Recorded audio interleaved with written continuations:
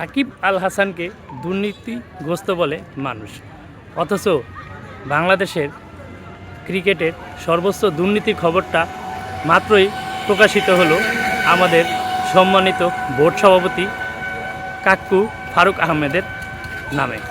তিনি নাকি নিজের ক্ষমতা বলে বিসিবির 120 কোটি টাকা দুর্নীতি করে সরাইছে, অথচ সেটার কোনো কথা নাই। অথচ সাকিবের নাকি দুর্নীতি। একটা প্লেয়ার 17 বছর ক্রিকেট খেলছে, সে কি টাকা কামায় নাই? বিভিন্ন দেশে ফ্রাঞ্চাইজি লিগ খেলছে, তারপর আপনার স্পন্সর ছিল, তার কি টাকার অভাব আছে? মাত্র 6 মাসের রাজনৈতিক ক্যারিয়ারের জন্য তাকে একাধিকবার হেনস্থা করা হয়, তার নামে বিভিন্ন সময় দুর্নীতির কথা তোলে। অথচ বড় বড় দুর্নীতিবাজ বিসিবিতে এখনও বসে আছে।